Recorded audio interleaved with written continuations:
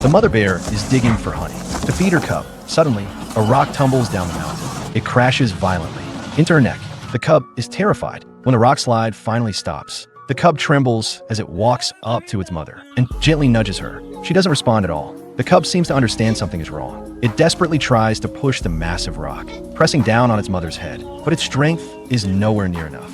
Even so, the cub refuses to give up. It circles its mother in panic, trying to shove away the smaller stones scattered nearby. One by one, using every bit of strength it has, it manages to move a few small rocks. But the huge stone pinning its mother down doesn't budge at all. She remains trapped beneath it. The cub is completely exhausted.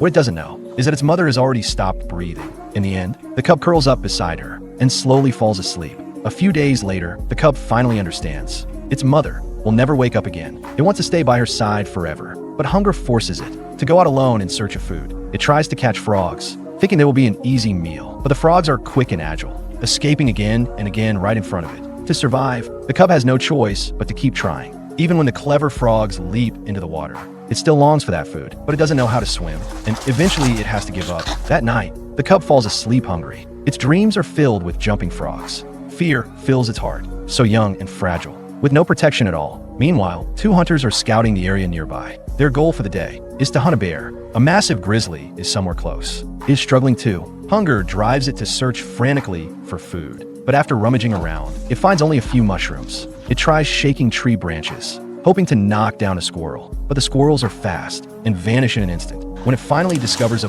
bush of red berries and begins eating eagerly, a gunshot shatters the silence of the forest. The bullet slams into its shoulder. Intense pain explodes through its body. It runs desperately, only making the injury worse. The pain becomes nearly unbearable. At the same time, the cub that lost its mother wanders aimlessly through the forest. Eventually, it reaches this place. When it sees the enormous grizzly, it isn't afraid at all and even wants to get close to it. But the injured grizzly wants to be left alone. A furious roar scares the cub back.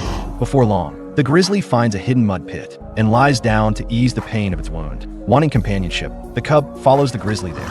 Even though the grizzly continues to scare it away, the cub gathers its courage and steps closer. It carefully begins to lick the grizzly's wound. Seeing the cub's sincerity, the grizzly decides to let the cub stay by its side. This newborn elephant calf hadn't even taken her first sip of milk before she was kicked hard. When she tried again, another kick greeted her. Soon, the calf collapsed onto the grass. Completely exhausted, Grandmother Taki decided it was time to intervene. With her trunk and forelegs, she gently lifted the trembling youngster. Her granddaughter, Booty, stumbled uncertainly at first, but eventually managed to stand. Taki nudgit her softly, guiding her in the right direction. Those kicks weren't meant to harm her. They were meant to push the baby toward her mother for her first drink. Finally, Booty found Keiji. She reached with her tiny trunk, felt blindly for the udder, and took the very first sip of her life. But the following months will be brutal for the entire herd. Taki not only had to lead the migration to a new feeding ground, she also had to teach her daughter, Keiji, how to raise a newborn properly. Night fell, and the stars lit the savannah.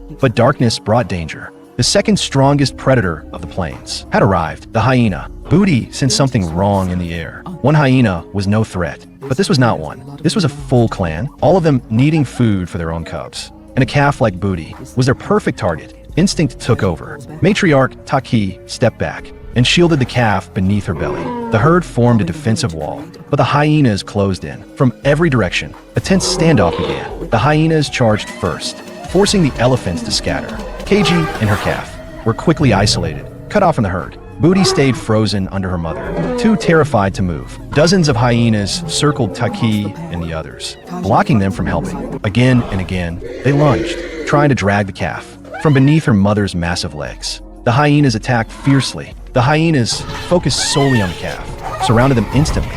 Taki was locked in a brutal fight elsewhere. Unable to defend Booty, Keiji shielded her daughter with every ounce of strength she had. But terrified, little Booty slipped and fell, and the hyenas seized the moment.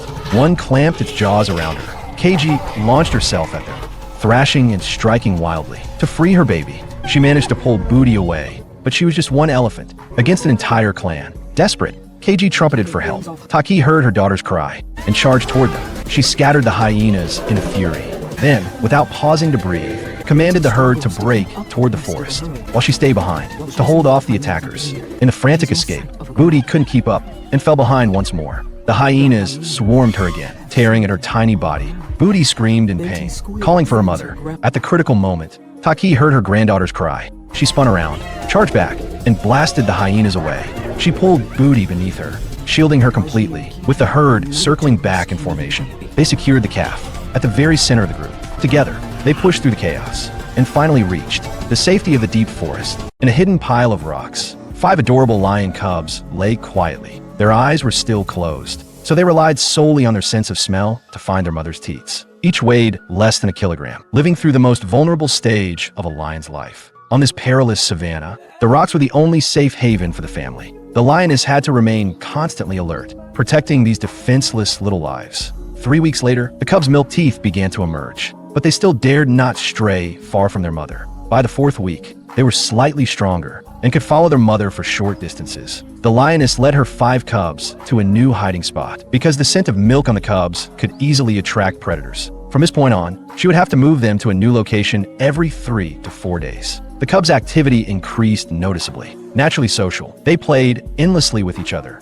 growing visibly stronger by the day. By the time they were 5 weeks old, they weighed around 4 kilograms. On this wild and unforgiving savanna, playing with her cubs was the only moment of respite for the hardworking lioness. Suddenly, a strange scent put the lioness instantly on high alert. She quickly spotted a lone African wild dog slowly approaching. Here, African wild dogs were among the cubs' most dangerous enemies. The lioness had to drive it away before it discovered her young. She crouched in the grass, perfectly still, waiting silently for the dog to get closer. When the moment came, she leapt out of the grass with explosive force, sending the wild dog fleeing in panic. But the hiding spot was now compromised and no longer safe. The lioness grabbed 1 cub in her mouth and moved out, with the other 4 closely following behind. Now, the cubs were 7 weeks old. Today, the 5 brothers finally returned with their mother to the rocky heights where the pride lived. The rocks offered not only a wide vantage point, but also plenty of crevices where the cubs could hide at any moment. A strong lion king let out a thunderous roar,